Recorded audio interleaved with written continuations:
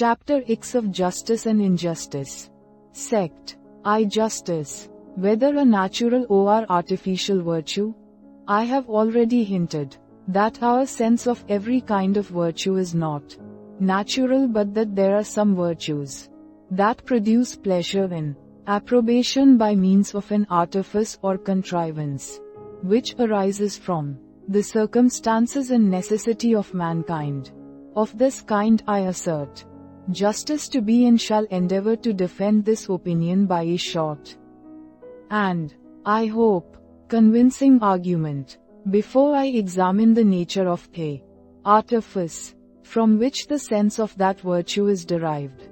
It is evident that when we praise any actions, we regard only the motives that produced them, and consider the actions as signs or indications of certain principles in the mind and temper. The external performance has no merit. We must look within to find the moral quality. This we cannot do directly, and therefore fix our attention on actions as on external signs. But these actions are still considered as signs, and the ultimate object of our praise and approbation is the motive that produced them. After the same manner, when we require any action, or blame a person for not performing it, we always suppose that one in that situation should be influenced by the proper motive of that action, and we esteem it vicious in him to be regardless of it. If we find, upon inquiry, that the virtuous motive was still powerful over his breast, though checked in its operation by some circumstances unknown to us, we retract our blame, and have the same esteem for him, as if he had actually performed the action which we require of him. It appears, therefore, that all virtuous actions derive their merit only from virtuous motives, and are considered merely as signs of those motives. From this principle I conclude that the first virtuous motive, which bestows a merit on any action, can never be a regard to the virtue of that action, but must be some other natural motive or principle. 2. Suppose that the mere regard to the virtue of the action may be the first motive which produced the action, and rendered it virtuous, is to reason in a circle. Before we can have such a regard, the action must be really virtuous, and this virtue must be derived from some virtuous motive, and consequently the virtuous motive must be different from the regard to the virtue of the action. A virtuous motive is requisite to render an action virtuous. An action must be virtuous before we can have a regard to its virtue. Some virtuous motive, therefore, must be antecedent to that regard. Nor is this merely a metaphysical subtlety, but enters into all our reasonings in common life, though perhaps we may not be able to place it in such distinct philosophical terms. We blame a father for neglecting his child. Why? Because it shows a want of natural affection, which is the duty of every parent. Were not natural affection a duty, the care of children could not be a duty, and it were impossible we could have a duty in our eye in the attention we give to our offspring. In this case, therefore, all men suppose a motive to the action distinct from a sense of duty. Here is a man that does many benevolent actions, relieves the distressed, comforts the afflicted, and extends his bounty even to the greatest strangers. No character can be more amiable and virtuous. We regard these actions as proofs of the greatest humanity. This humanity bestows a merit on the actions. A regard to this merit is, therefore, a secondary consideration, and derived from the antecedent principle of humanity, which is meritorious and laudable. In short, it may be established as an undoubted maxim that no action can be virtuous or morally good unless there be in human nature some motive to produce it, distinct from the sense of its morality. But may not the sense of morality or duty produce an action without any other motive? I answer, it may, but this is no objection to the present doctrine. When any virtuous motive or principle is common in human nature, a person who feels his heart devoid of that motive may hate himself upon that account, and may perform the action without a motive, from a certain sense of duty, in order to acquire by practice that virtuous principle, or at least, to disguise to himself, as much as possible, his want of it. A man that really feels no gratitude in his temper is still pleased to perform grateful actions, and thinks he has, by that means, fulfilled his duty. Actions are at first only considered as signs of motives, but it is usual, in this case, as in all others, to fix our attention on the signs, and neglect, in some measure, the thing signified.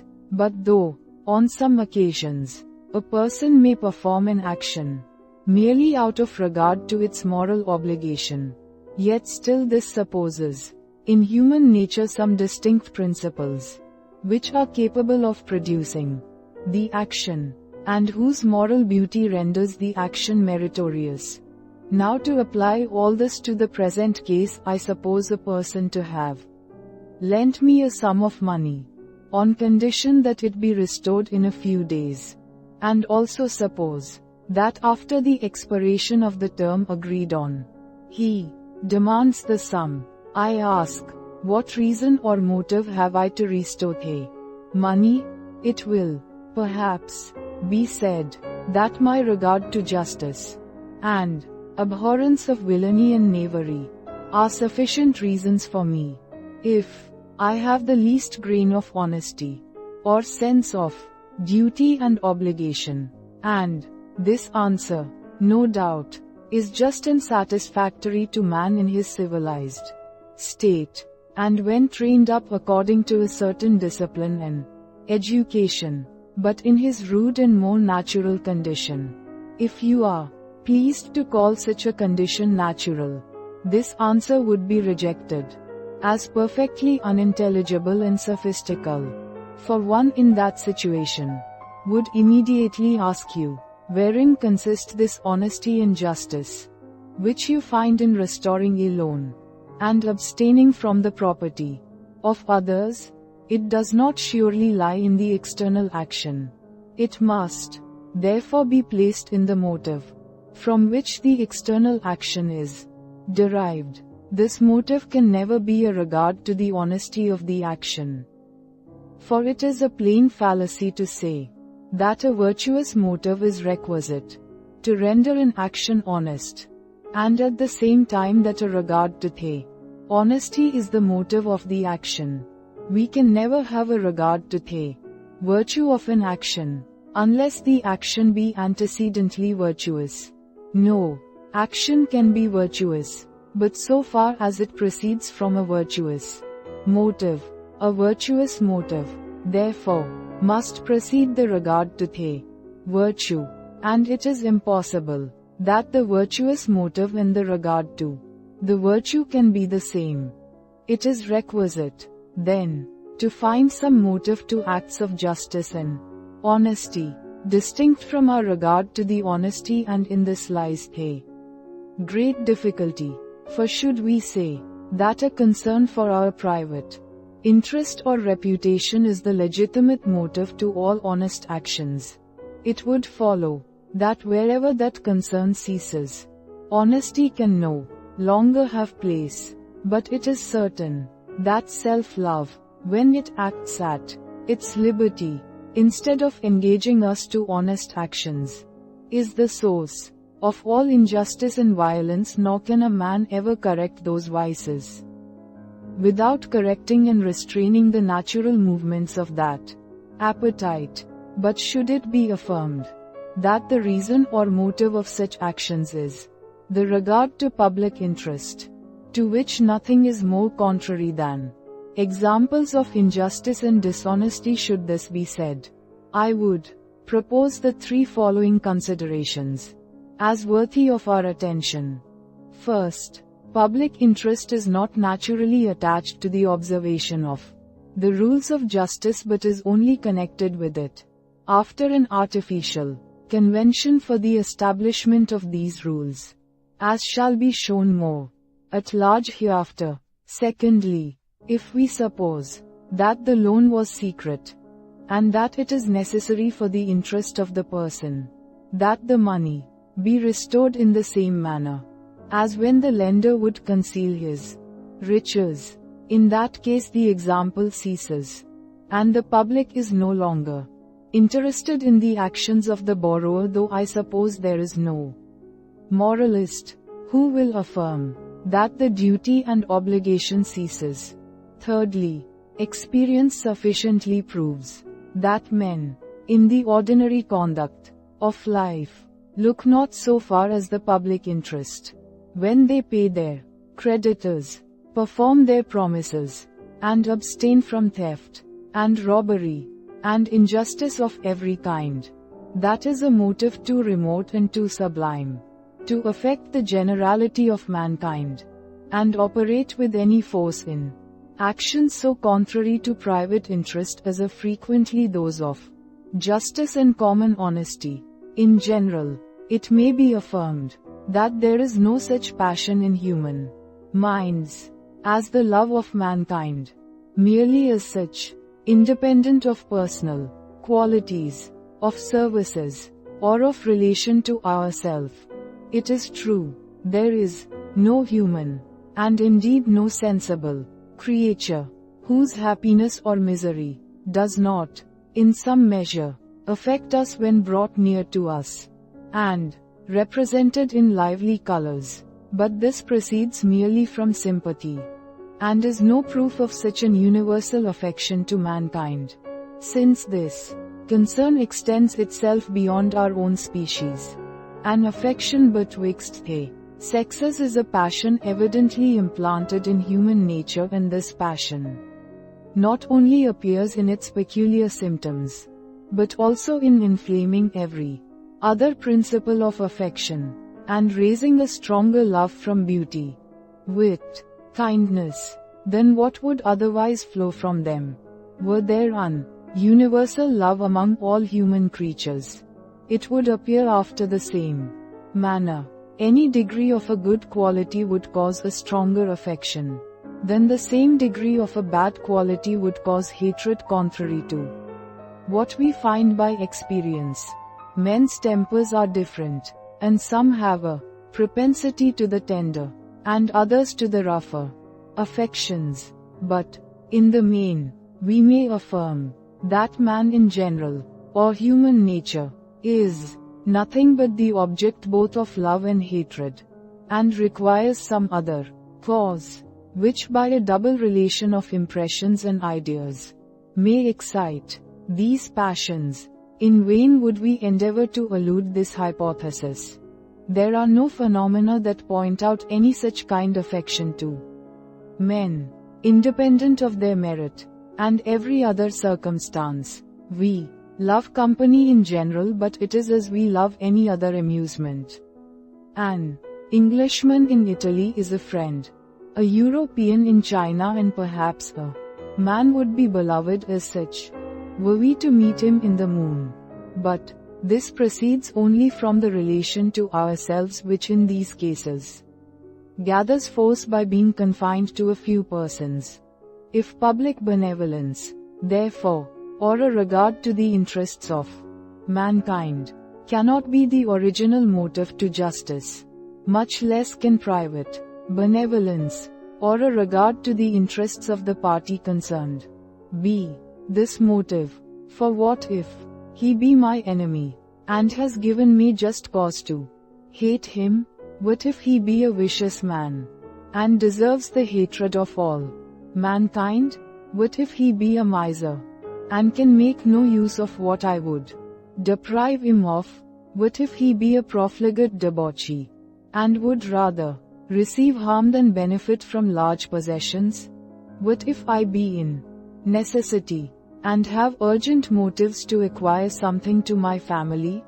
In all these cases, the original motive to justice would fail and consequently the justice itself, and along with it all property, right, and obligation. A rich man lies under a moral obligation to communicate to those in necessity a share of his superfluities. Were private benevolence the original motive to justice, a man would not be obliged to leave others in the possession of more than he is obliged to give them.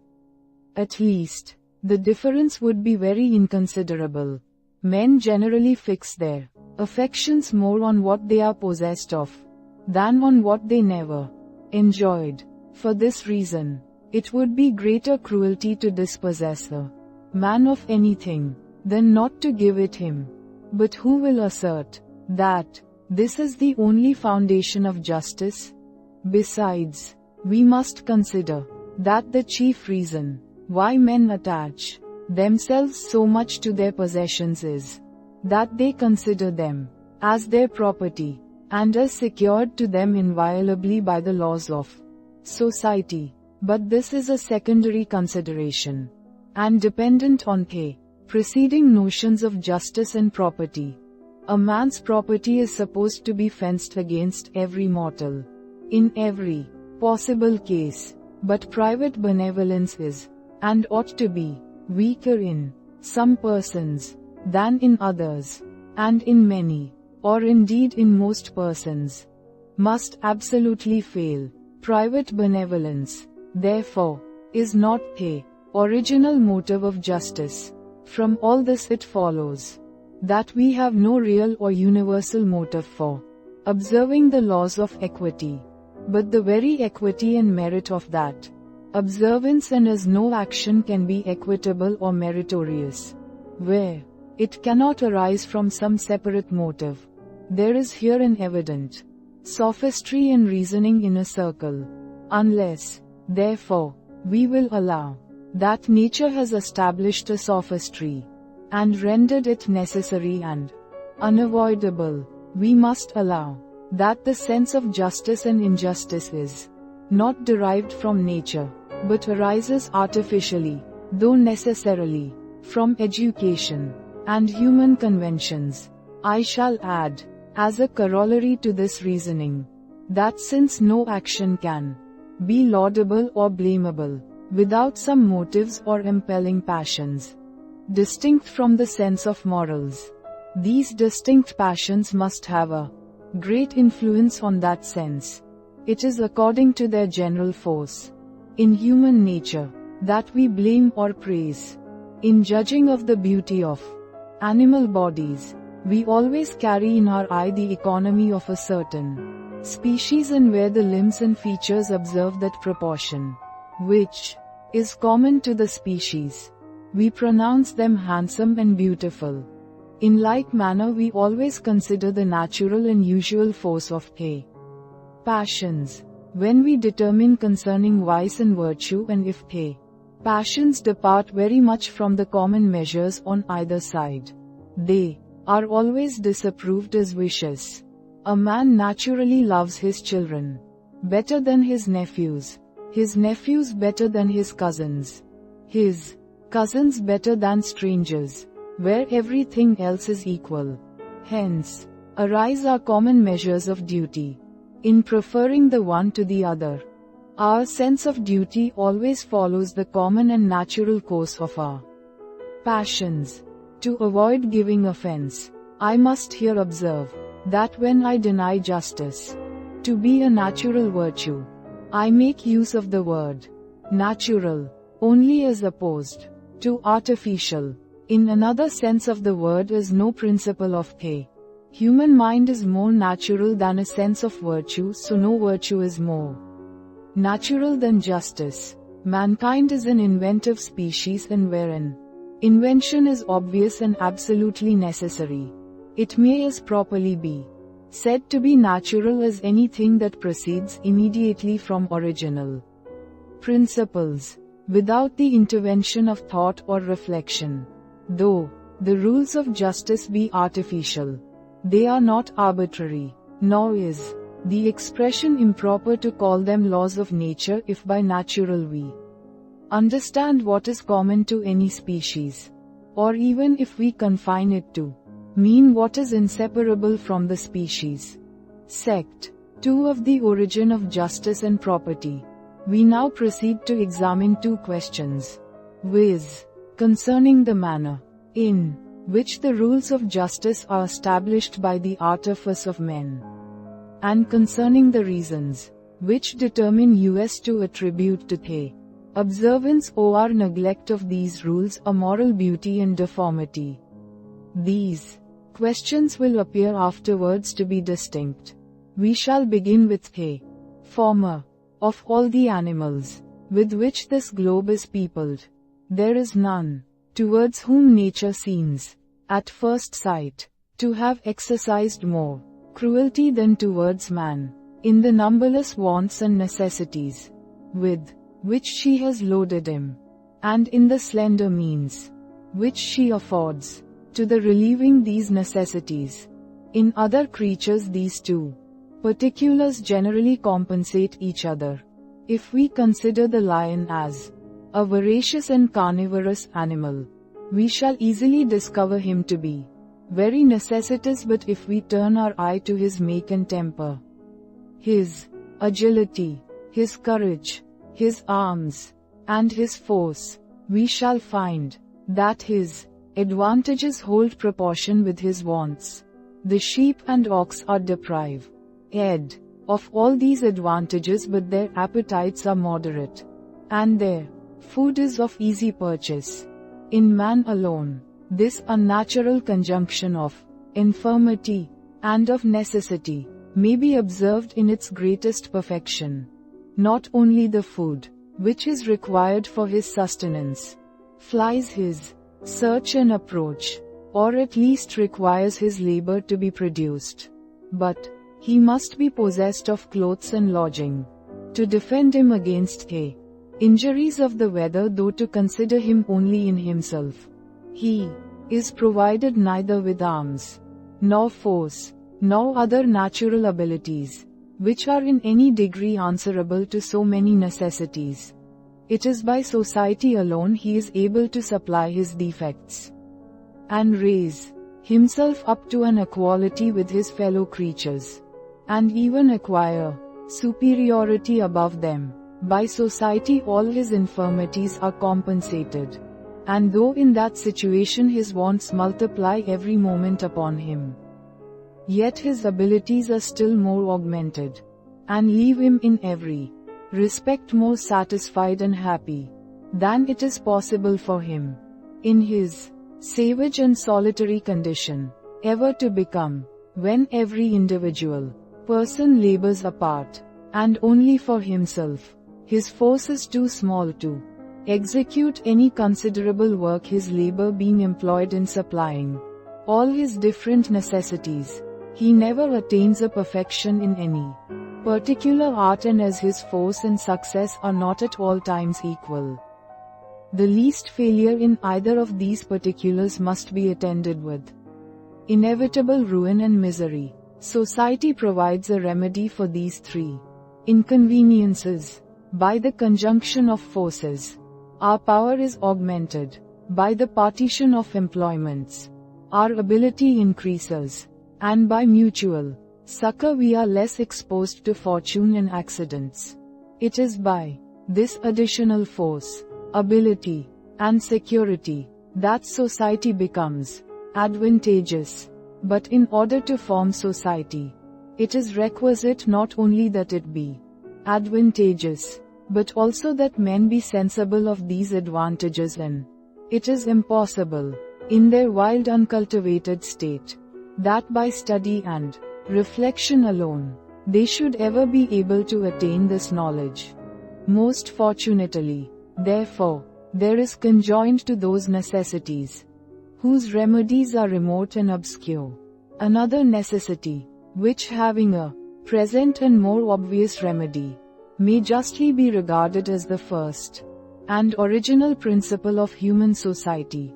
This necessity is no other than that natural appetite betwixt the sexes, which unites them together, and preserves their union, till the new tie takes place in their concern for their common offspring. This new concern becomes also a principle of union betwixt the parents and offspring, and forms a more numerous society where the parents govern by the advantage of their superior strength and wisdom, and at the same time are restrained in the exercise of their authority by that natural affection which they bear their children.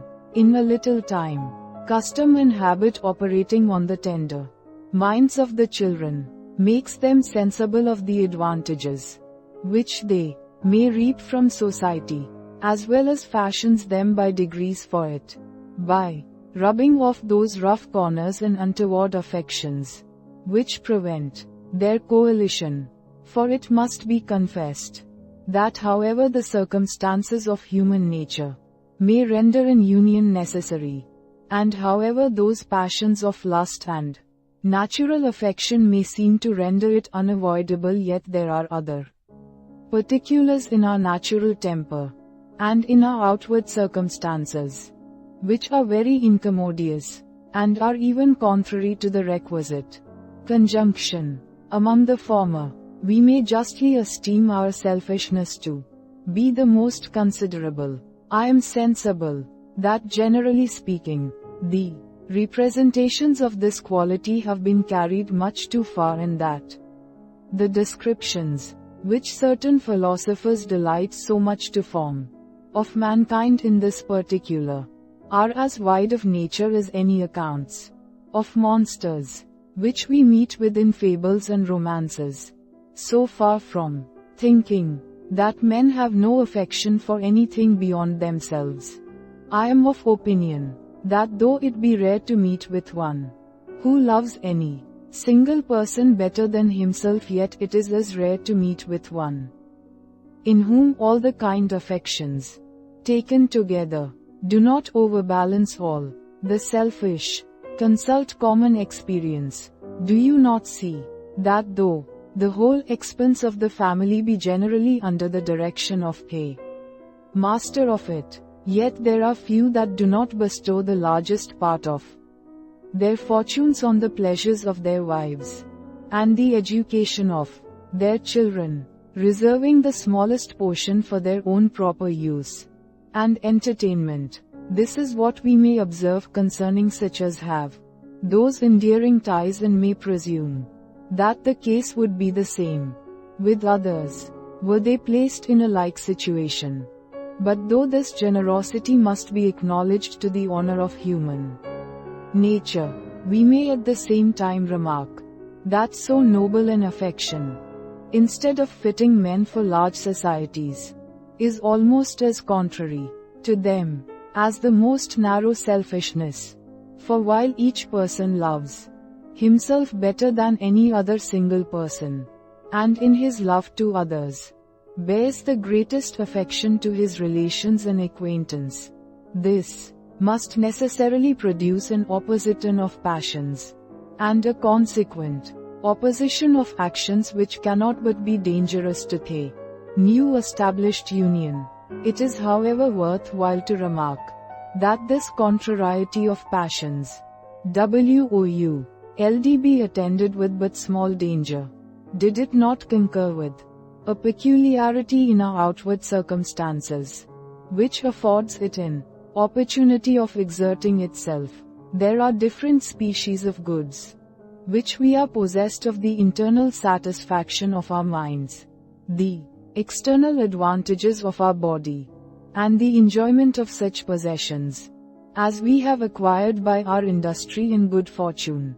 We are perfectly secure in the enjoyment of the first. The second may be ravished from us, but can be of no advantage to him who deprives us of them. The last only are both exposed to the violence of others, and may be transferred without suffering any loss or alteration, while at the same time there is not a sufficient quantity of them to supply everyone's desires and necessities. As the improvement, therefore, of these goods is the chief advantage of society, so the instability of their possession, along with their scarcity, is the chief impediment. In vain should we expect to find, in uncultivated nature, a remedy to this inconvenience or hope for any inartificial principle of the human mind, which might control those partial affections, and make us overcome the temptations arising from our circumstances. The idea of justice can never serve to this purpose, or be taken for a natural principle, capable of inspiring men with an equitable conduct towards each other. That virtue, as it is now understood, would never have been dreamed of among rude and savage men. For the notion of injury or injustice implies an immorality or vice committed against some other person, and as every immorality is derived from some defect or unsoundness of the passions, and as this defect must be judged of, in a great measure, from the ordinary course of nature in the constitution of the mind, it will be easy to know whether we be guilty of any immorality with regard to others, by considering the natural and usual force of those several affections which are directed towards them. Now it appears that in the original frame of our mind, our strongest attention is confined to ourselves, our next is extended to our relations and acquaintance, and it is only the weakest which reaches to strangers and indifferent persons. This partiality, then, and unequal affection, must not only have an influence on our behavior and conduct in society, but even on our ideas of vice and virtue, so as to make us regard any remarkable transgression of such a degree of partiality, either by too great an enlargement or contraction of the affections, as vicious and immoral. This we may observe in our common judgments concerning actions, where we blame a person who either centers all his affections in his family, or is so regardless of them as, in any opposition of interest, to give the preference to a stranger, or mere chance acquaintance, from all which it follows that our natural, uncultivated ideas of morality, instead of providing a remedy for the partiality of our affections, do rather conform themselves to that partiality, and give it an additional force and influence. The remedy, then, is not derived from nature, but from artifice, or, more properly speaking, nature provides a remedy in the judgment and understanding for what is irregular and incommodious in the affections. For when men, from their early education in society, have become sensible of the infinite advantages that result from it, and have, besides, acquired a new affection to company and conversation, and when they have observed that the principal disturbance in society arises from those goods which we call external, and from their looseness and easy transition from one person to another, they must seek for a remedy by putting these goods, as far as possible, on the same footing with the fixed and constant advantages of the mind and body. This can be done after no other manner than by a convention entered into by all the members of the society to bestow stability on the possession of those external goods, and leave every one in the peaceable enjoyment of what he may acquire by his fortune and industry. By this means, every one knows what he may safely possess, and the passions ill restrained in their partial and contradictory motions. Nor is such a restraint contrary to these passions, for if so, it could never be entered into, nor maintained, but it is only contrary to their heedless and impetuous movement. Instead of departing from our own interest, or from that of our nearest friends, by abstaining from the possessions of others. We cannot better consult both these interests than by such a convention, because it is by that means we maintain society, which is so necessary to their well-being and subsistence, as well as to our own. This convention is not of the nature of a promise, for even promises themselves, as we shall see afterwards, arise from human conventions. It is only a general sense of common interest which sends all the members of the society expressed to one another, and which induces them to regulate their conduct by certain rules. I observe that it will be for my interest to leave another in the possession of his goods, provided he will act in the same manner with regard to me. He is sensible of a like interest in the regulation of his conduct. When this common sense of interest is mutually expressed, and is known to both, it produces a suitable resolution and behavior, and this may properly enough be called a convention or agreement betwixt us, though without the interposition of a promise, since the actions of each of us have a reference to those of the other, and are performed upon the supposition that something is to be performed on the other part. Two men who pull the oars of a boat do it by an agreement or convention, though they have never given promises to each other. Nor is the rule concerning the stability of possession the less derived from human conventions, that it arises gradually, and acquires force by a slow progression, and by a repeated experience of the inconveniences of transgressing it.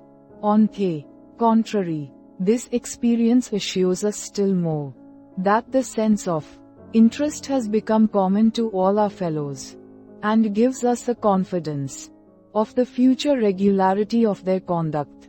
And it is only on the expectation of this that our moderation and abstinence are founded.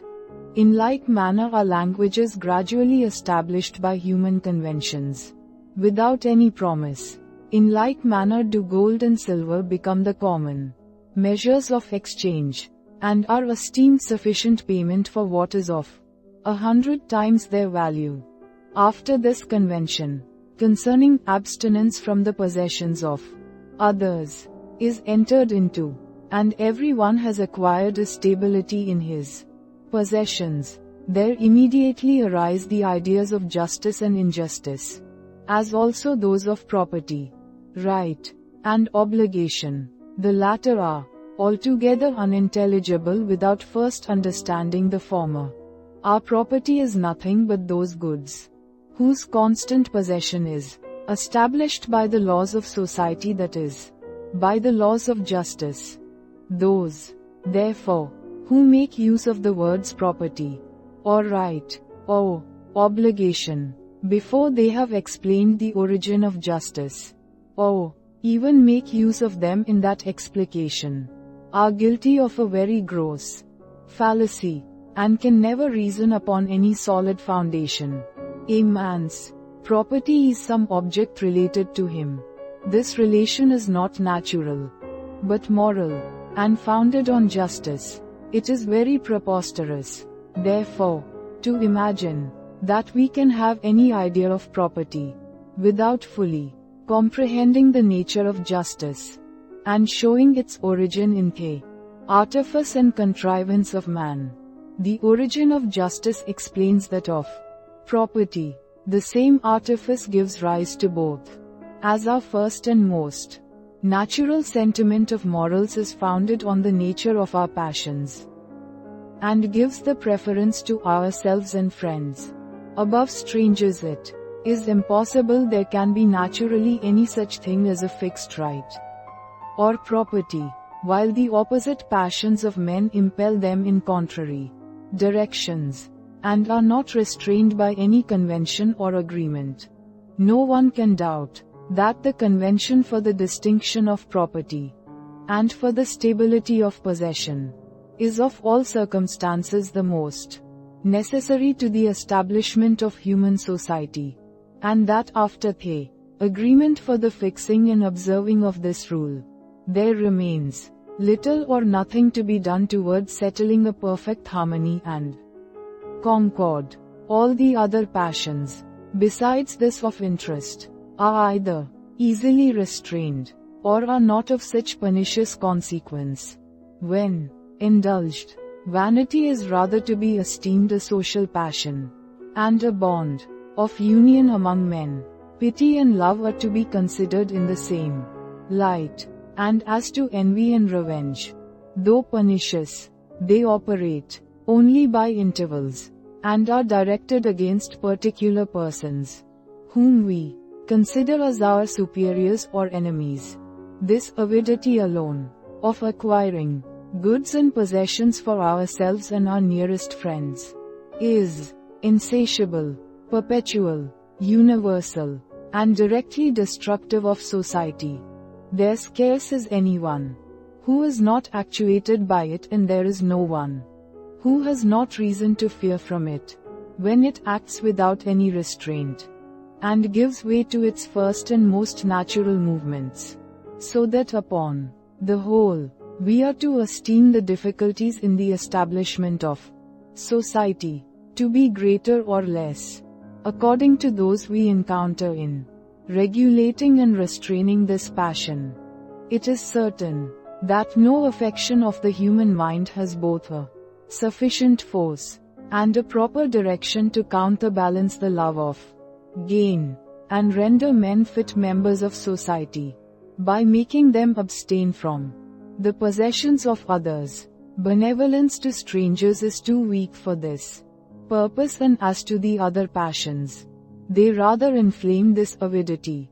When we observe that the larger our possessions are, the more ability we have of gratifying all our appetites, there is no passion, therefore, capable of controlling the interested affection, but the very affection itself, by an alteration of its direction.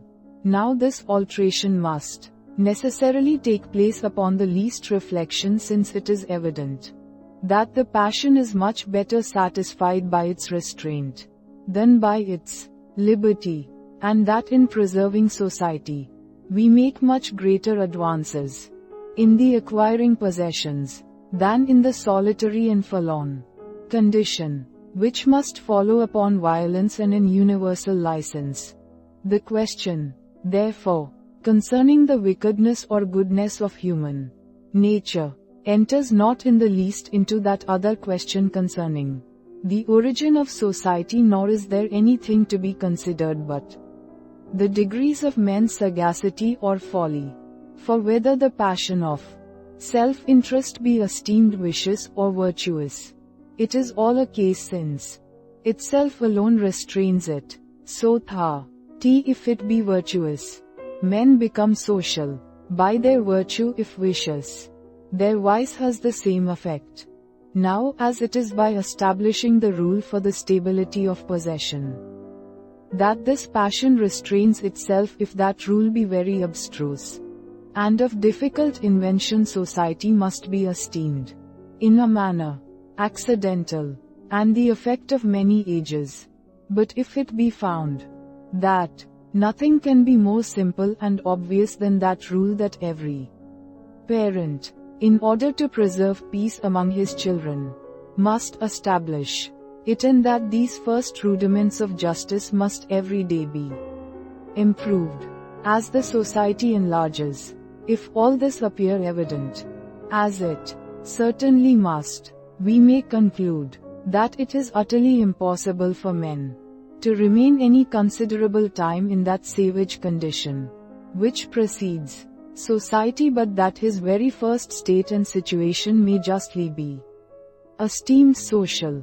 This, however, hinders not, but that philosophers may, if they please, extend their reasoning to the supposed state of nature, provided they allow it to be a mere philosophical fiction, which never had, and never could have any reality.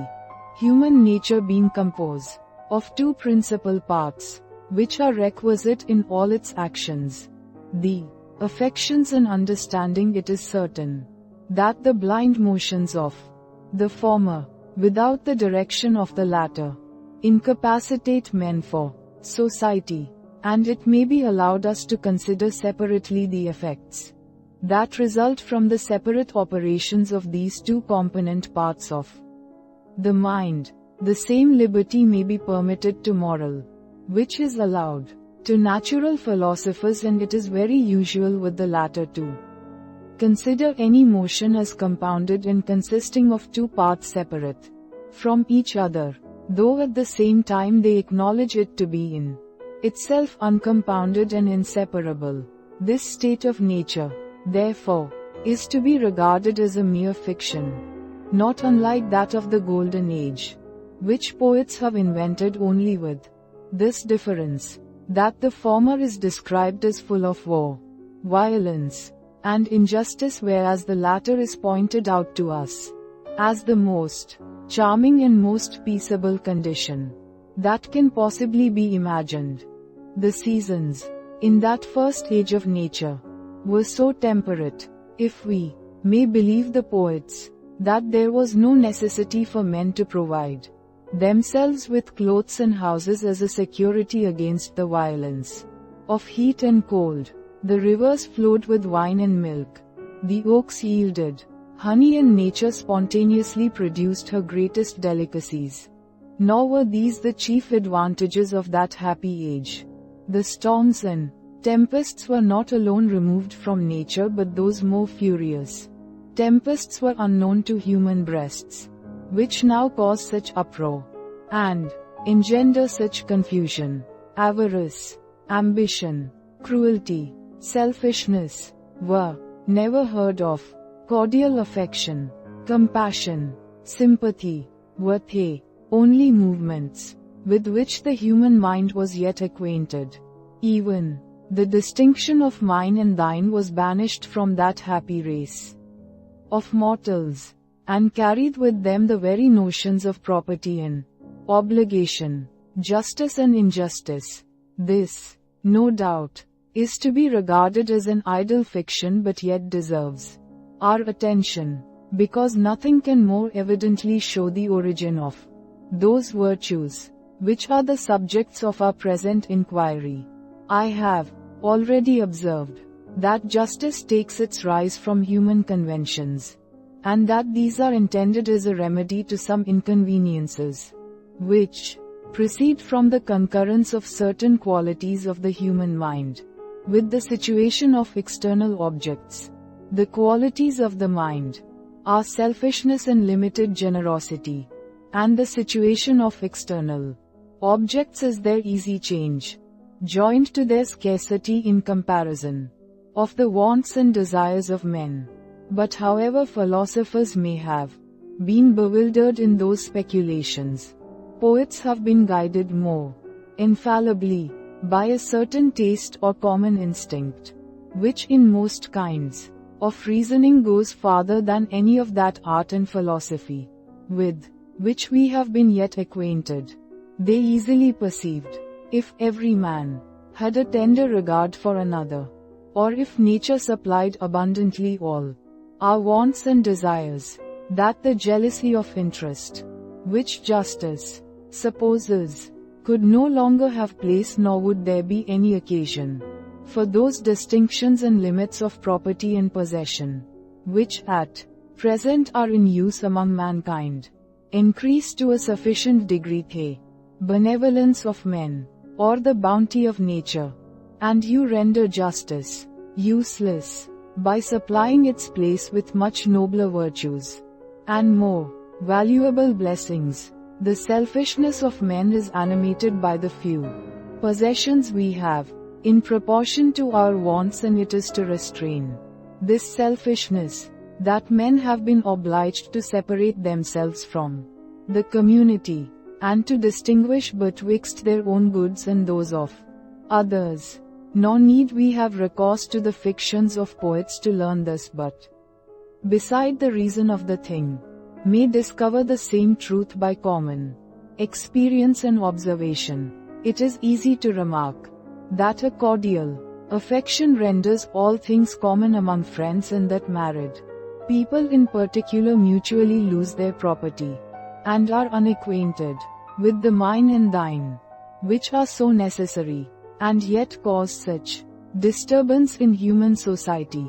The same effect arises from any alteration in the circumstances of mankind as when there is such a plenty of any thing as satisfies all the desires of n, in which case the distinction of property is entirely lost, and everything remains in common. This we may observe with regard to air and water, though the most valuable of all external objects, and may easily conclude that if men were supplied with everything in the same abundance, or if everyone had the same affection and tender regard for everyone as for himself, justice and injustice would be equally unknown among mankind. Here then is a proposition, which, I think, may be regarded as certain, that it is only from the selfishness and confined generosity of men, along with the scanty provision nature has made for his wants, that justice derives its origin. If we look backward, we shall find that this proposition bestows an additional force on some of those observations which we have already made on this subject. First, we may conclude from it that a regard to public interest, or a strong extensive benevolence, is not our first and original motive for the observation of the rules of justice, since it is allowed that if men were endowed with such a benevolence, these rules would never have been dreamt of. Secondly, we may conclude from the same principle that the sense of justice is not founded on reason, or on the discovery of certain connections and relations of ideas, which are eternal, immutable, and universally obligatory. For since it is confessed that such an alteration as that above mentioned in the temper and circumstances of mankind would entirely alter our duties and obligations, it is necessary upon the common system that the sense of virtue is derived from reason, to show the change which this must produce in the relations and ideas. But it is evident that the only cause why the extensive generosity of man and the perfect abundance of everything would destroy the very idea of justice is because they render it useless, and that, on the other hand, his confined benevolence and his necessitous condition give rise to that virtue only by making it requisite to the public interest, and to that of every individual. 'Twas therefore a concern for our own and the public interest which made us establish the laws of justice, and nothing can be more certain than that it is not any relation of ideas which gives us this concern, but our impressions and sentiments, without which everything in nature is perfectly indifferent to us, and can never in the least affect us. The sense of justice, therefore, is not founded on our ideas, but on our impressions. Thirdly, we may further confirm the foregoing proposition, that those impressions which give rise to this sense of justice are not natural to the mind of man, but arise from artifice and human conventions. For, since any considerable alteration of temper and circumstances destroys equally justice and injustice, and since such an alteration has an effect only by changing our own and the public interest, it follows that the first establishment of the rules of justice depends on these different interests. But if men pursued the public interest naturally, and with a hearty affection, they would never have dreamed of restraining each other by these rules, and if they pursued their own interest without any precaution, they would run headlong into every kind of injustice and violence. These rules, therefore, are artificial, and seek their end in an oblique and indirect manner, nor is a interest, which gives rise to them, of a kind that could be pursued by the natural and inartificial passions of men. To make this more evident, consider that though the rules of justice are established merely by interest, their connection with interest is somewhat singular, and is different from what may be observed on other occasions. A single act of justice is frequently contrary to public interest, and were it to stand alone, without being followed by other acts, may, in itself, be very prejudicial to society. When a man of merit, of a beneficent disposition, restores a great fortune to a miser, or a seditious bigot, he has acted justly and laudably. But the public is a real sufferer, nor is every single act of justice, considered apart, more conducive to private interest than to public, and it is easily conceived how a man may impoverish himself by a signal instance of integrity, and have reason to wish that with regard to that single act, the laws of justice were for a moment suspended in the universe. But however single acts of justice may be contrary, either to public or private interest, it is certain that the whole plan or scheme is highly conducive, or indeed absolutely requisite, both to the support of society and the well-being of every individual. It is impossible to separate the good from the ill. Property must be stable, and must be fixed by general rules, though in one instance the public be a sufferer. This momentary ill is amply compensated by the steady prosecution of a rule, and by the peace and order which it establishes in society. And even every individual person must find himself a gainer on balancing the account, since without justice society must immediately dissolve, and everyone must fall into that savage and solitary condition, which is infinitely worse than the worst situation that can possibly be supposed in society. When therefore men have had experience enough to observe that whatever may be the consequence of any single act of justice performed by a single person, yet the whole system of actions concurred in by the whole society is infinitely advantageous to the whole, and to every part, it is not long before justice and property take place. Every member of society is sensible of this interest. Every one expresses this sense to his fellows, along with the resolution he has taken of squaring his actions by it, on condition that others will do the same. No more is requisite to induce any one of them to perform an act of justice who has the first opportunity.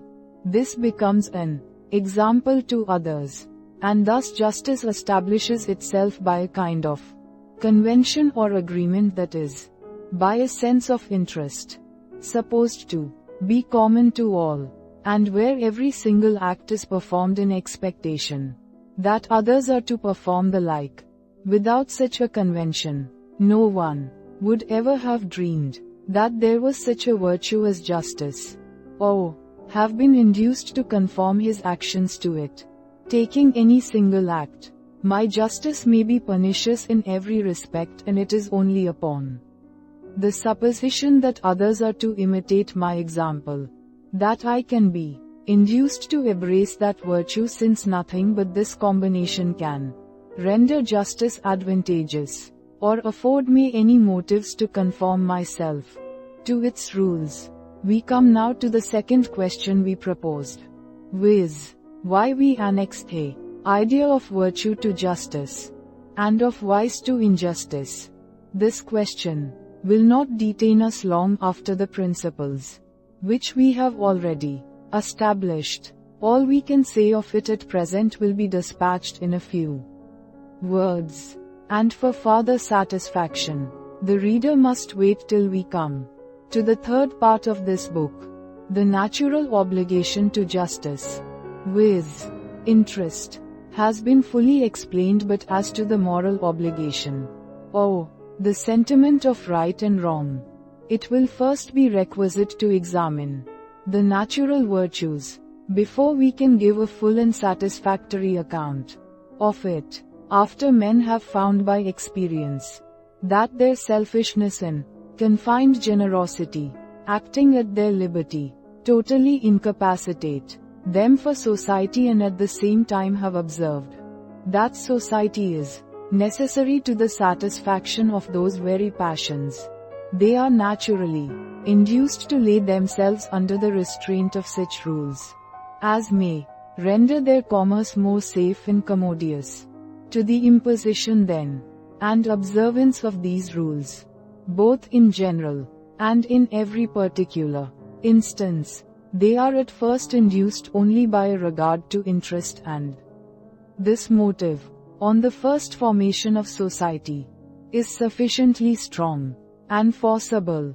But when society has become numerous and has increased to a tribe or nation, this interest is more remote, nor do men so readily perceive that disorder and confusion follow upon every breach of these rules, as in a more narrow and contracted society. But though in our own actions we may frequently lose sight of that interest which we have in maintaining order, and may follow a lesser and more present interest, we never fail to observe the prejudice we receive, either mediately or immediately, from the injustice of others, as not being in that case either blinded by passion or biased by any contrary temptation. Nay, when the injustice is so distant from us as no way to affect our interest, it still displeases us because we consider it as prejudicial to human society, and punishes to every one that approaches the person guilty of it. We partake of their uneasiness by sympathy, and as every thing which gives uneasiness in human actions, upon the general survey, is called wise, and whatever produces satisfaction, in the same manner, is denominated virtue. This is the reason why the sense of moral good and evil follows upon justice and injustice. And though this sense, in the present case, be derived only from contemplating the actions of others, yet we fail not to extend it even to our own actions. The general rule reaches beyond those instances from which it arose, while at the same time we naturally sympathize with others in the sentiments they entertain of us. Thus self-interest is the original motive to the establishment of justice, but a sympathy with public interest is the source of the moral approbation which attends that virtue. Though this progress of the sentiments be natural and even necessary, it is certain that it is here forwarded by the artifice of politicians, who, in order to govern men more easily and preserve peace in human society, have endeavored to produce an esteem for justice and an abhorrence of injustice. This, no doubt, must have its effect, but nothing can be more evident than that the matter has been carried too far by certain writers on morals, who seem to have employed their utmost efforts to extirpate all sense of virtue from among mankind. Any artifice of politicians may assist nature in the producing of those sentiments which she suggests to us, and may even on some occasions produce alone an approbation or esteem for any particular action, but it is impossible it should be the sole cause of the distinction we make betwixt vice and virtue. For if nature did not aid us in this particular, it would be in vain for politicians to talk of honorable or dishonorable, praiseworthy or blamable. These words would be perfectly unintelligible, and would no more have any idea annexed to them than if they were of a tongue perfectly unknown to us. The utmost politicians can perform is to extend the natural sentiments beyond their original bounds, but still nature must furnish the materials and give us some notion of moral distinctions.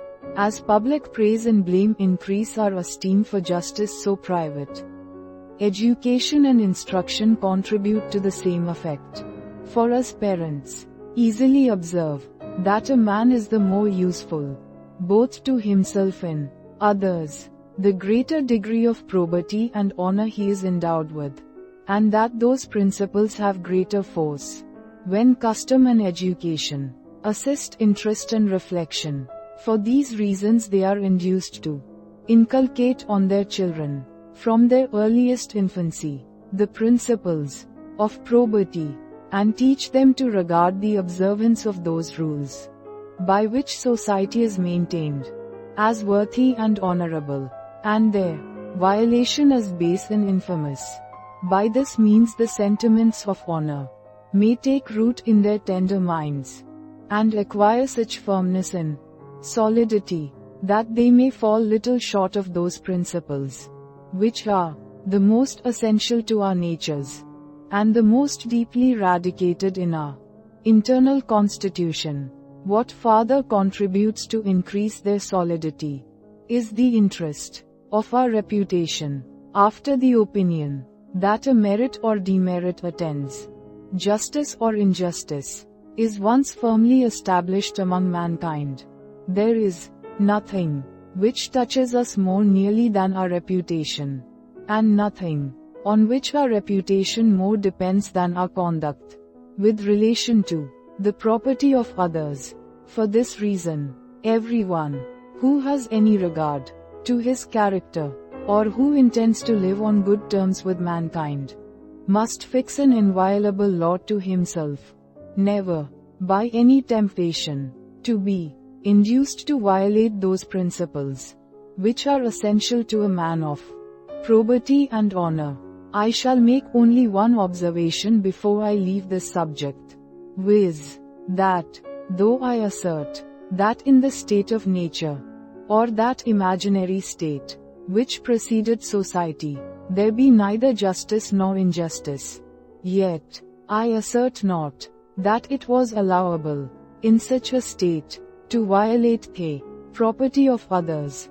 I only maintain that there was no such thing as property, and consequently could be no such thing as justice or injustice. I shall have occasion to make a similar reflection with regard to promises when I come to treat of them, and I hope this reflection, when duly weighed, will suffice to remove all odium from the foregoing opinions with regard to justice and injustice. Sect 3of the rules which determine property. Though the establishment of the rule concerning the stability of possession be not only useful, but even absolutely necessary to human society, it can never serve to any purpose. While it remains in such general terms, some method must be shown by which we may distinguish what particular goods are to be assigned to each particular person, while the rest of mankind are excluded from their possession and enjoyment. Our next business, then, must be to discover the reasons which modify this general rule, and fit it to the common use and practice of the world. It is obvious that those reasons are not derived from any utility or advantage which either the particular person or the public may reap from his enjoyment of any particular goods, beyond what would result from the possession of them by any other person. 'Twere better, no doubt, that everyone were possessed of what is most suitable to him and proper for his use, but besides that this relation of fitness may be common to several at once, it is liable to so many controversies, and men are so partial and passionate in judging of these controversies, that such a loose and uncertain rule would be absolutely incompatible with the peace of human society. The convention concerning the stability of possession is entered into in order to cut off all occasions of discord and contention, and this end would never be attained were we allowed to apply this rule differently in every particular case, according to every particular utility, which might be discovered in such an application. Justice, in her decisions, never regards the fitness or unfitness of objects to particular persons, but conducts herself by more extensive views. Whether a man be generous or a miser, he is equally well received by her, and obtains with the same facility a decision in his favors, even for what is entirely useless to him.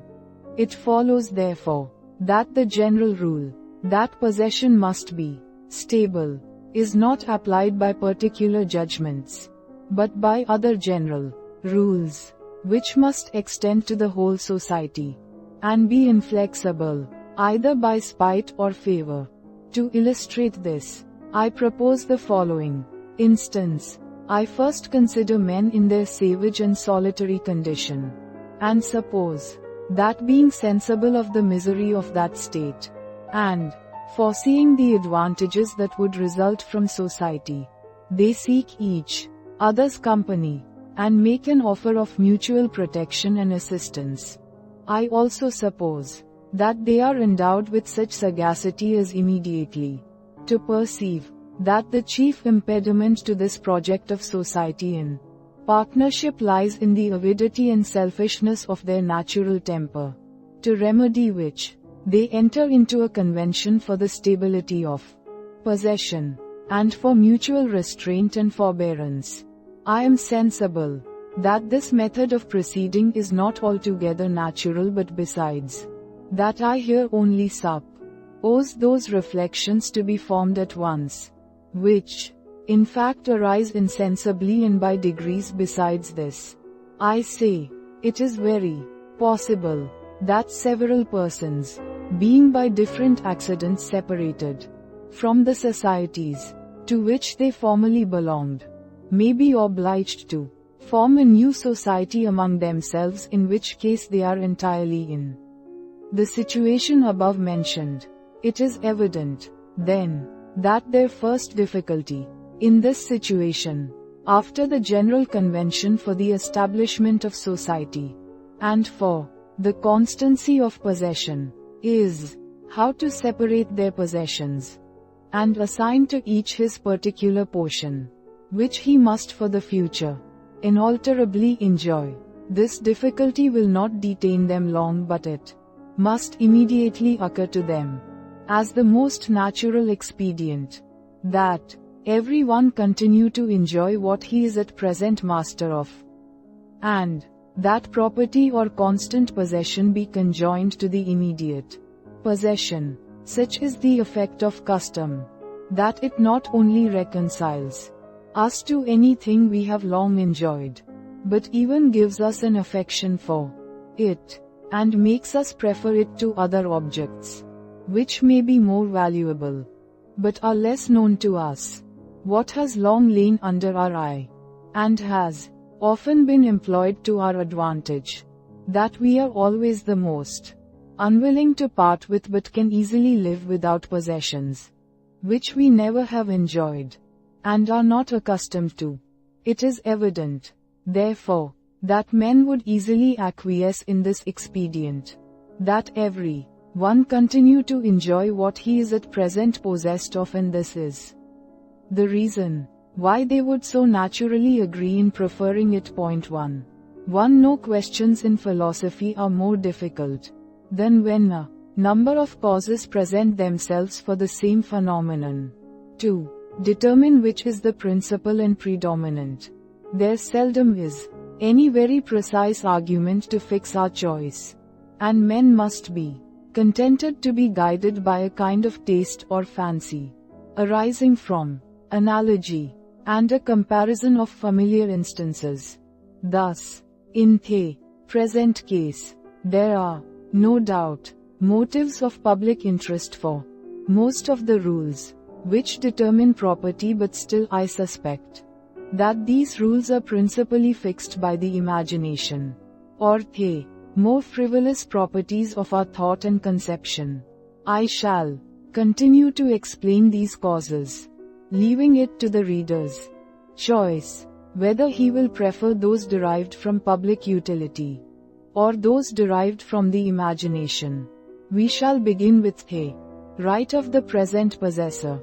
It is a quality which I have already observed in human nature, that when two objects appear in a close relation to each other, the mind is apt to ascribe to them any additional relation, in order to complete the union, and this inclination is so strong as often to make us run into errors, such as that of the conjunction of thought and matter, if we find that they can serve to that purpose.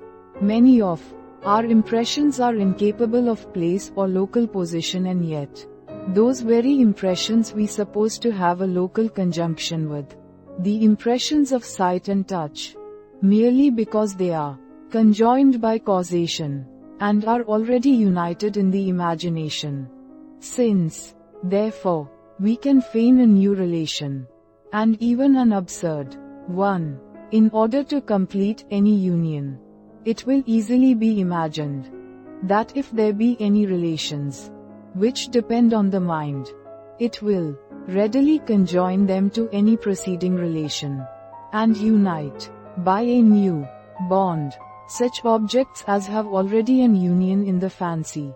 Thus, for instance, we never fail, in our arrangement of bodies, to place those which are resembling in contiguity to each other, or at least in correspondent points of view, because we feel a satisfaction in joining the relation of contiguity to that of resemblance, or the resemblance of situation to that of qualities. And this is easily accounted for from the known properties of human nature. When the mind is determined to join certain objects, but undetermined in its choice of the particular objects, it naturally turns its eye to such as are related together. They are already united in the mind. They present themselves at the same time to the conception, and instead of requiring any new reason for their conjunction, it would require a very powerful reason to make us overlook this natural affinity. This we shall have occasion to explain more fully afterwards, when we come to treat of beauty. In the meantime, we may content ourselves with observing that the same love of order and uniformity, which arranges the books in a library and the chairs in a parlor, contribute to the formation of society and to the well-being of mankind, by modifying the general rule concerning the stability of possession, and as property forms a relation betwixt a person and an object, it is natural to found it on some preceding relation, and as property is nothing but a constant possession, secured by the laws of society, it is natural to add it to the present possession, which is a relation that resembles it. For this also has its influence. If it be natural to conjoin all sorts of relations, it is more so to conjoin such relations as are resembling and are related together. But we may observe that though the rule of the assignment of property to the present possessor be natural, and by that means useful, yet its utility extends not beyond the first formation of society, nor would any thing be more pernicious than the constant observance of it, by which restitution would be excluded, and every injustice would be authorized and rewarded. We must, therefore, seek for some other circumstance that may give rise to property after society is once established, and of this kind I find four most considerable, viz., occupation, prescription, accession, and succession. We shall briefly examine each of these. Beginning with occupation. The possession of all external goods is changeable and uncertain, which is one of the most considerable impediments to the establishment of society, and is the reason why, by universal agreement, express or tacitly, men restrain themselves by what we now call the rules of justice and equity. The misery of the condition, which precedes this restraint, is the cause why we submit to that remedy as quickly as possible in. This affords us an easy reason why we annex the idea of property to the first possession, or to occupation. Men are unwilling to leave property in suspense, even for the shortest time, or open the least door to violence and disorder. To which we may add that the first possession always engages the attention most, and did we neglect it, there would be no color of reason for assigning property to any succeeding possession. Point 2. Some philosophers account for the right of occupation by saying that everyone has a property in his own labor, and when he joins that labor to anything, it gives him the property of the whole. But 1. There are several kinds of occupation where we cannot be said to join our labor to the object we acquire, as when we possess a meadow by grazing our cattle upon it. 2. This accounts for the matter by means of accession, which is taking a needless circuit. 3. We cannot be said to join our labor to anything but in a figurative sense. Properly speaking, we only make an alteration on it by our labor. This forms a relation betwixt us and the object, and thence arises the property. According to the preceding principles, there remains nothing but to determine exactly what is meant by possession, and this is not so easy as may at first sight be imagined. We are said to be in possession of anything, not only when we immediately touch it, but also when we are so situated with respect to it as to have it in our power to use it, and may move, alter, or destroy it according to our present pleasure or advantage. This relation, then, is a species of cause and effect, and as property is nothing but a stable possession derived from the rules of justice or the conventions of men, it is to be considered as the same species of relation. But here we may observe that as the power of using any object becomes more or less certain, according as the interruptions we may meet with are more or less probable, and as this probability may increase by insensible degrees, it is in many cases impossible to determine when possession begins or ends, nor is there any certain standard by which we can decide such controversies.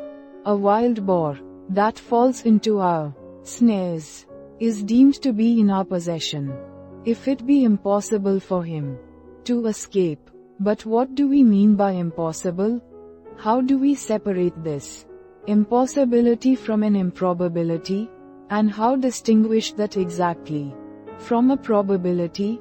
Mark the precise limits of the one and the other, and show the standard by which we may decide all disputes that may arise, and, as we find by experience, frequently do arise upon this subject. Point 3. If we seek a solution of these difficulties in reason and public interest, we never shall find satisfaction, and if we look for it in the imagination, it is evident that the qualities which operate upon that faculty run so insensibly and gradually into each other that it is impossible to give them any precise bounds or termination. The difficulties on this head must increase when we consider that our judgment alters very sensibly according to the subject, and that the same power and proximity will be deemed possession in one case, which is not esteemed such in another. A person who has hunted a hare to the last degree of weariness would look upon it as an injustice for another to rush in before him and seize his prey, but the same person advancing to pluck an apple that hangs within his reach has no reason to complain if another, more alert, passes him, and takes possession. What is the reason of this difference, but that immobility, not being natural to the hair, but the effect of industry, forms in that case a strong relation with the hunter, which is wanting in the other? Here then it appears that a certain and infallible power of enjoyment, without touch or some other sensible relation, often produces not property, and I farther observe that a sensible relation, without any present power, is sometimes sufficient to give a title to any object.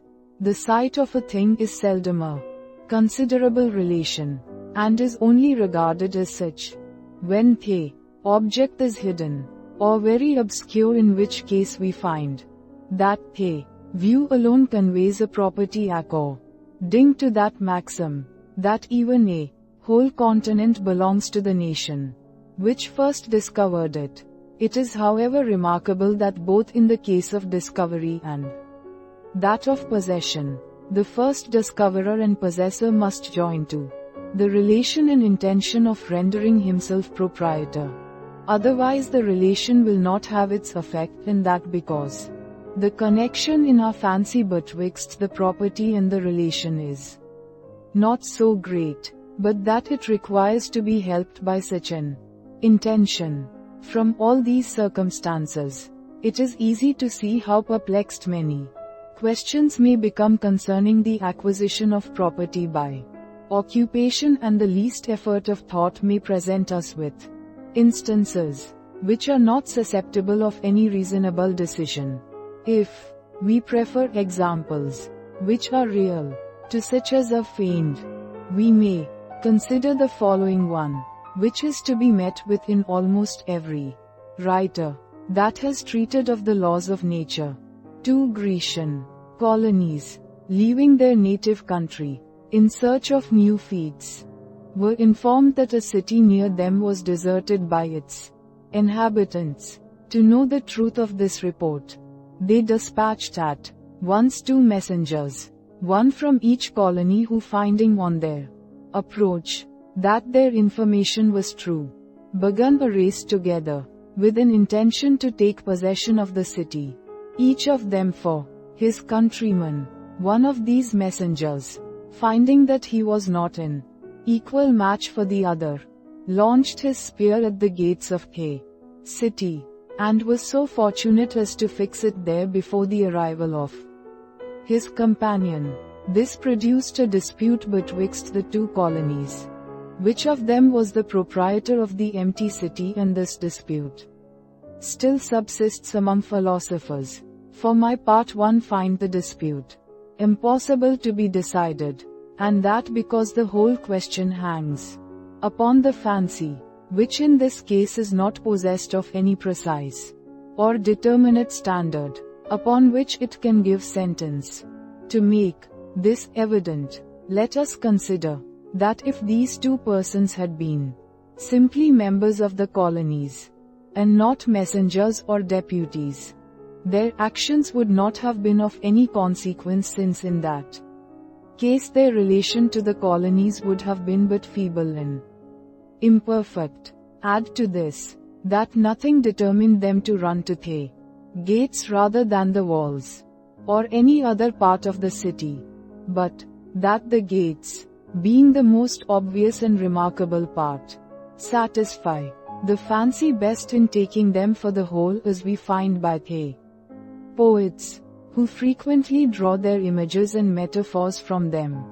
Besides, we may consider that the touch or contact of the one messenger is not properly possession, no more than the piercing the gates with a spear, but only forms a relation, and there is a relation in the other case, equally obvious, though not, perhaps, of equal force. Which of these relations, then, conveys a right and property, or whether any of them be sufficient for that effect, I leave to the decision of such as are wiser than myself.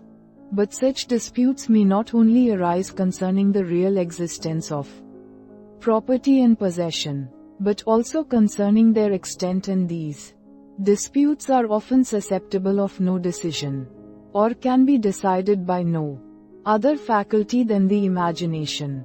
A person who lands on the shore of a small island that is desert and uncultivated is deemed its possessor from the very first moment, and acquires the property of the whole, because the object is there bounded and circumscribed in the fancy, and at the same time is proportioned to the new possessor.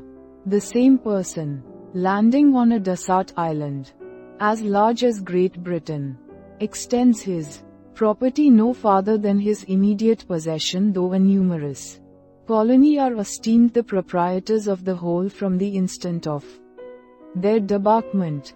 But it often happens that the title of first possession becomes obscure through time, and that it is impossible to determine many controversies which may arise concerning it. In that case, long possession or prescription naturally takes place, and gives a person a sufficient property in anything he enjoys. The nature of human society admits not of any great accuracy, nor can we always remount to the first origin of things, in order to determine their present condition. Any considerable space of time sets objects at such a distance that they seem, in a manner, to lose their reality, and have as little influence on the mind as if they never had been in being. A man's title that is clear and certain at present will seem obscure and doubtful 50 years hence, even though the facts on which it is founded should be proved with the greatest evidence and certainty.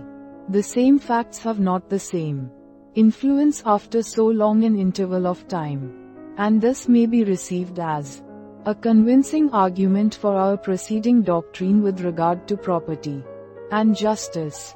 Possession during a long tract of time conveys a title to any object, but as it is certain that, however everything be produced in time, there is nothing real that is produced by time, it follows that property being produced by time is not anything real in the objects, but is the offspring of the sentiments, on which alone time is found to have any influence. Point 4.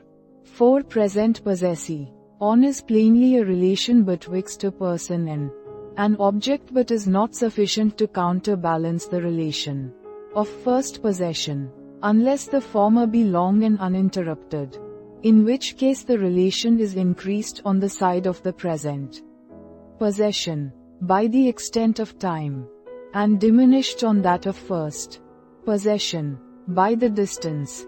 This change in the relation produces a consequent change in the property. We acquire the property of objects by accession, when they are connected in an intimate manner with objects that are already our property, and at the same time are inferior to them. Thus the fruits of our garden, the offspring of our cattle, and the work of our slaves, are all of them esteemed our property, even before possession. Where objects are connected together in the imagination, they are apt to be put on the same footing, and are commonly supposed to be endowed with the same qualities. We readily pass from one to the other, and make no difference in our judgments concerning them, especially if the latter be inferior to the former. Point 5. This source of property can never be explained but from imaginations, and one may affirm that the causes are here unmixed. We shall proceed to explain them more particularly, and illustrate them by examples from common life and experience. It has been observed above that the mind has a natural propensity to join relations, especially resembling ones, and finds a hint of fitness and uniformity in such an union. From this propensity are derived these laws of nature, that upon the first formation of society, property always follows the present possession, and afterwards, that it arises from first or from long possession. Now, we may easily observe that relation is not confined merely to one degree but that from an object that is related to us, we acquire a relation to every other object which is related to it, and so on, till the thought loses the chain by too long a progress. However the relation may weaken by each remove, it is not immediately destroyed but frequently connects two objects by means of an intermediate one, which is related to both. And this principle is of such force as to give rise to the right of accession, and causes us to acquire the property not only of such objects as we are immediately possessed of but also of such as are closely connected with them.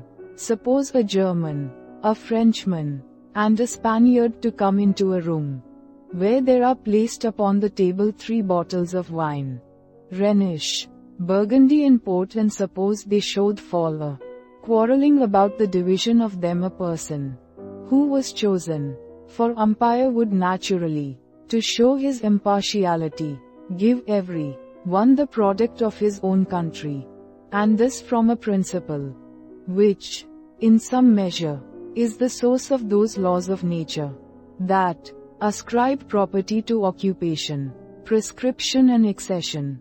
In all these cases, and particularly that of accession, there is, first, a natural union betwixt the idea of the person and that of the object, and afterwards a new and moral union produced by that right or property, which we ascribe to the person. But here there occurs a difficulty, which merits our attention, and may afford us an opportunity of putting to trial that singular method of reasoning, which has been employed on the present subject. I have already observed that the imagination passes with greater facility from little to great, than from great to little, and that the transition of ideas is always easier and smoother in the former case than in the latter. Now as the right of accession arises from the easy transition of ideas, by which related objects are connected together, it should naturally be imagined that the right of accession must increase in strength, in proportion as the transition of ideas is performed with greater facility. It may, therefore, be thought that when we have acquired the property of any small object, we shall readily consider any great object related to it as an accession, and as belonging to the proprietor of the small one, since the transition is in that case very easy from the small object to the great one, and should connect them together in the closest manner. But in fact the case is always found to be otherwise. The empire of Great Britain seems to draw along with it the dominion of the Orkneys, the Hebrides, the Isle of Man, and the Isle of Wight, but the authority over those lesser islands does not naturally imply any title to Great Britain. In short, a small object naturally follows a great one as its accession, but a great one is never supposed to belong to the proprietor of a small one related to it, merely on account of that property and relation. Yet in this latter case the transition of ideas is smoother from the proprietor to the small object, which is his property, and from the small object to the great one, than in the former case from the proprietor to the great object, and from the great one to the small. It may therefore be thought that these phenomena are objections to the foregoing hypothesis, that the ascribing of property to accession is nothing but an effect of the relations of ideas, and of the smooth transition of the imagination. It will be easy to solve this objection if we consider the agility and unsteadiness of the imagination, with the different views in which it is continually placing its objects.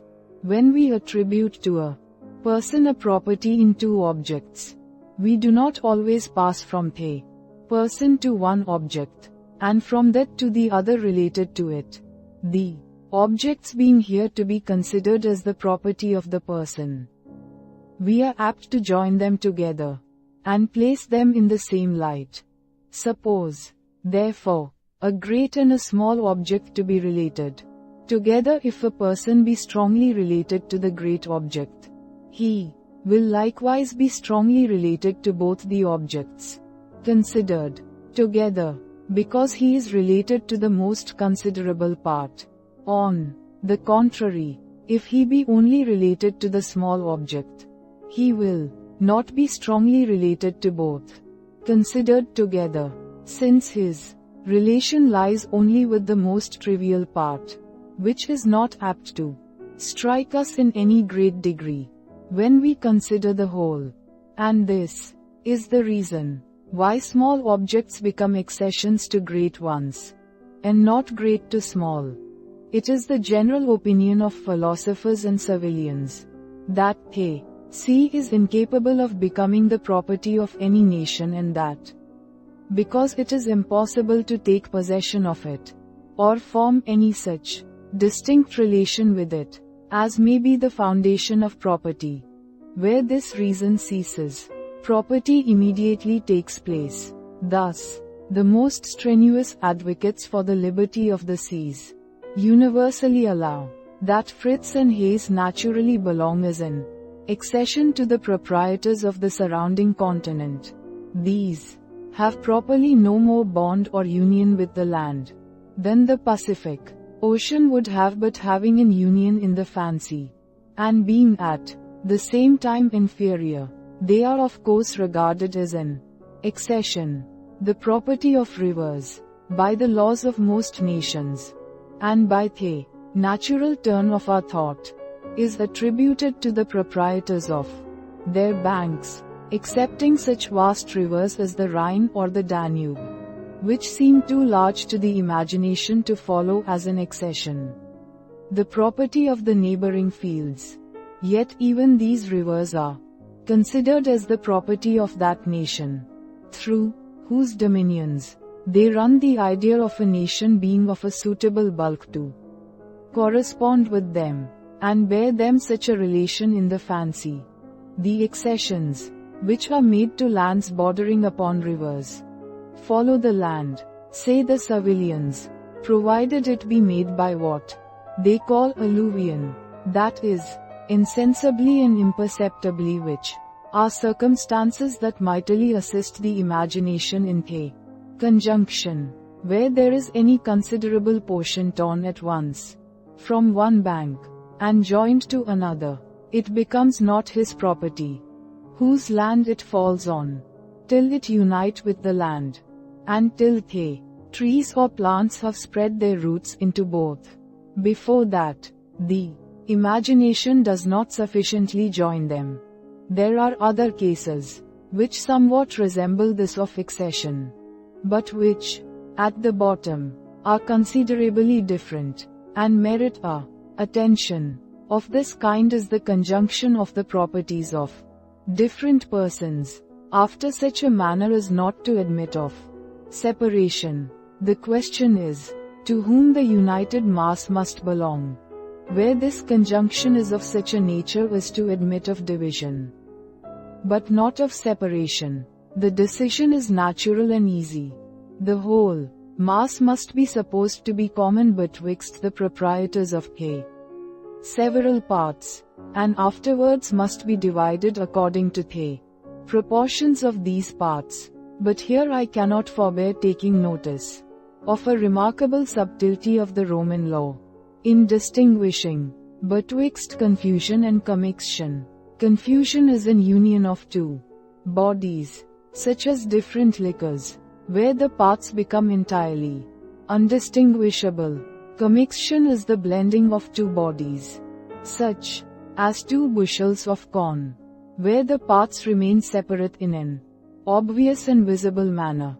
As in the latter case, the imagination discovers not so entire an union as in the former, but is able to trace and preserve a distinct idea of the property of each. This is the reason why the civil law, though It established an entire community in the case of confusion, and after that a proportional division. Yet in the case of commixtion, supposes each of the proprietors to maintain a distinct right, however necessity may at last force them to submit to the same division. Quod cfrumentititifrumentotiomistumfuerit. Siquidem ex voluntate vestra. Commune est. Quia singula corpora. Id est. Singula grana. Quaecujusque propria fuerunt. Xconsensusuvestro. Communicata sunt. Quod ccasuidmistumfuerit. Vel titius id. Miscurit sign tua volunt 8. Non videturid commune essequia. Singula corpora in sua substantia durant. Sed nec magus istis. Casibus commune sit frumentum quam grexintellligitursecon. Munis. CPECORATIITIITUISPECORIBUS Mr. FUERINT. Sed CAB. Alterutro vestrumidfrumentumretineatur. In rem quidem. Actio pro modo frumenticujusque competi. Abat rioutem. Judicis. UTIPSEASTIMETQUELECUJUSQUEFRUMENTUMFUERIT.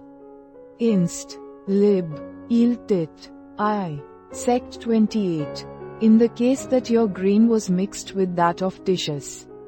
If it was done voluntarily on the part of both of you, it is common property, inasmuch as the individual items, i.e., the single grains, which were the peculiar property of either of you, were combined with your joint consent. If, however, the mixture was accidental, or if Titius mixed it without your consent, it does not appear that it is common property, inasmuch as the several components retain their original identity. Rather, in circumstances of this sort, the grain does not become common property any more than a herd of cattle is regarded as common property. If Titius' beasts should have become mixed up with yours.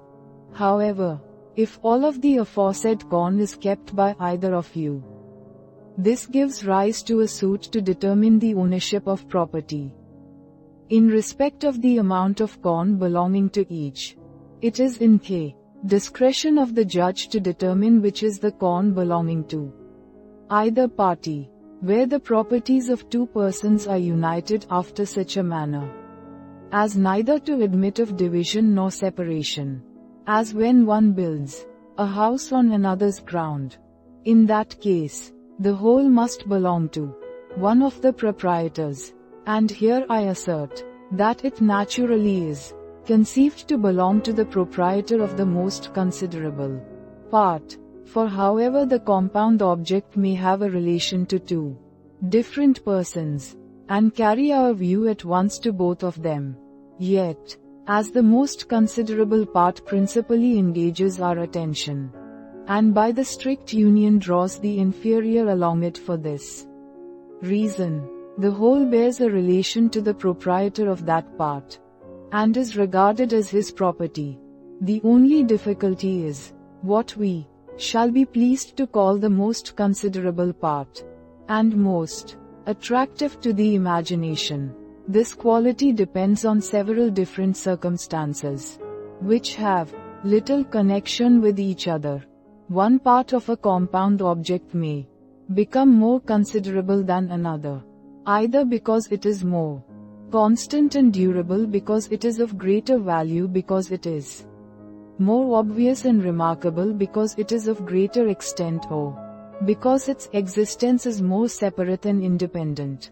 It will be easy to conceive that, as these circumstances may be conjoined and opposed in all the different ways, and according to all the different degrees which can be imagined, there will result many cases where the reasons on both sides are so equally balanced that it is impossible for us to give any satisfactory decision. Here then is the proper business of municipal laws, to fix what the principles of human nature have left undetermined. The superficies yields to the soil, says the civil law, the writing to the paper, the canvas to the picture. These decisions do not well agree together, and are a proof of the contrariety of those principles from which they are derived. But of all the questions of this kind, the most curious is that which for so many ages divided the disciples of Proclus and Sabinus. Suppose a person should make a cup from the metal of another, or a ship from his wood, and suppose the proprietor of the metal or wood should demand his goods. The question is, whether he acquires a title to the cup or ship. Sabinus maintained the affirmative, and asserted that the substance or matter is the foundation of all the qualities, that it is incorruptible and immortal, and therefore superior to the form, which is casual and dependent. On the other hand, Proclus observed that the form is the most obvious and remarkable part, and that from it bodies are denominated of this or that particular species.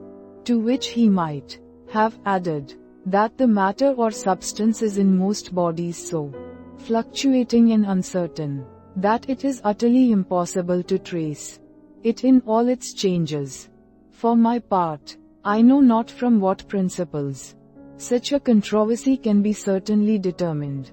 I shall therefore content myself with observing that the decision of Tribonian seems to me pretty ingenious, that the cup belongs to the proprietor of the metal, because it can be brought back to its first form, but that the ship belongs to the author of its form for a contrary reason. But however ingenious this reason may seem, it plainly depends upon the fancy, which by the possibility of such a reduction finds a closer connection and relation betwixt a cup and the proprietor of its metal than betwixt a ship and the proprietor of its wood, where the substance is more fixed and unalterable. The right of succession is a very natural one, from the presumed consent of the parent or near relation, and from the general interest of mankind, which requires that men's possessions should pass to those who are dearest to them, in order to render them more industrious and frugal. Perhaps these causes are seconded by the influence of relation, or the association of ideas, by which we are naturally directed to consider the son after the parent's decease, and ascribe to him a title to his father's possessions. Those goods must become a property of somebody, but of whom is the question. Here it is evident the persons, children naturally present themselves to the mind, and being already connected to those possessions by means of their deceased parent, we are apt to connect them still farther by the relation of property. Of this, there are many parallel instances. 6. In examining the different titles to authority in government, we shall meet with many reasons to convince us that the right of succession depends, in a great measure, on the imagination.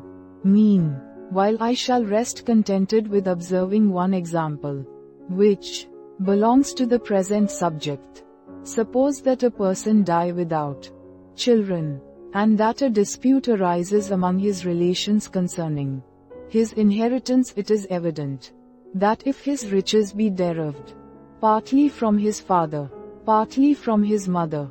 The most natural way of determining such a dispute is to divide his possessions and assign each part to the family from whence it is derived. Now, as the person is supposed to have been once the full and entire proprietor of those goods, I ask, what is it makes us find a certain equity and natural reason in this partition, except it be the imagination?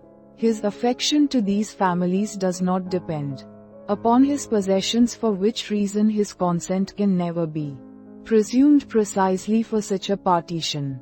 And as to the public interest, it seems not to be in the least concerned on the one side or the other.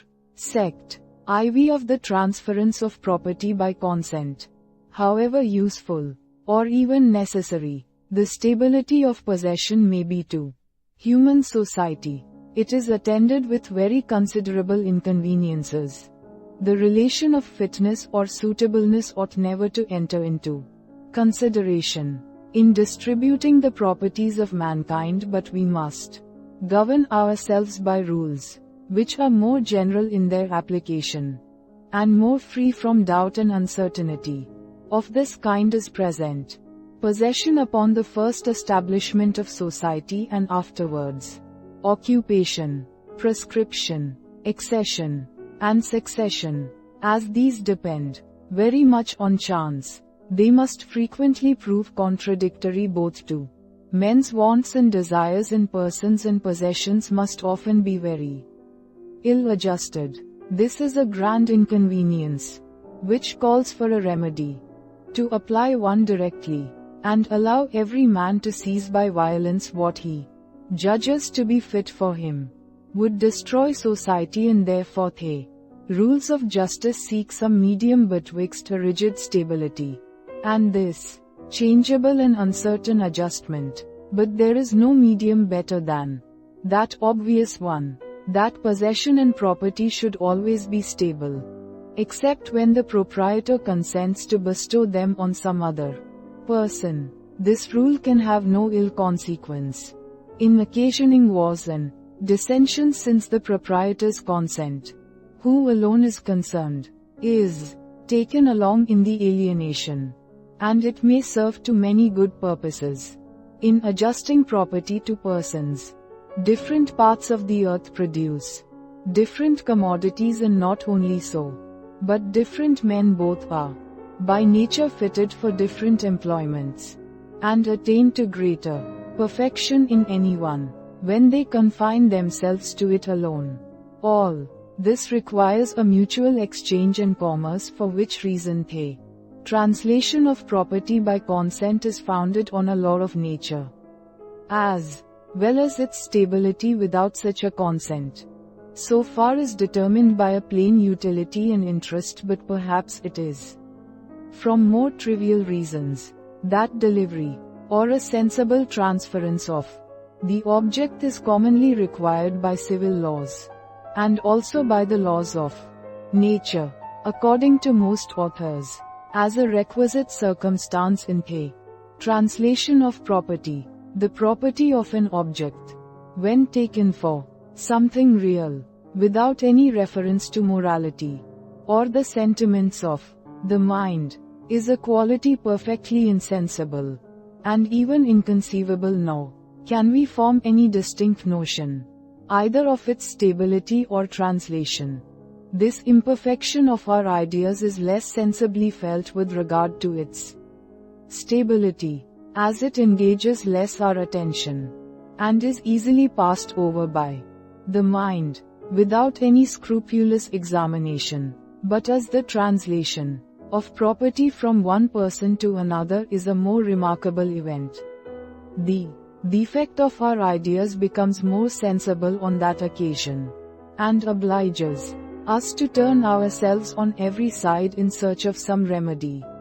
Now, as nothing more enlivens any idea than a present impression, and a relation betwixt that impression and the idea, it is natural for us to seek some false light from this quarter, in order to aid the imagination in Conceiving the transference of property, we take the sensible object and actually transfer its possession to the person on whom we would bestow the property. The supposed resemblance of the actions and presence of this sensible delivery deceive the mind and make it fancy that it conceives the mysterious transition of the property, and that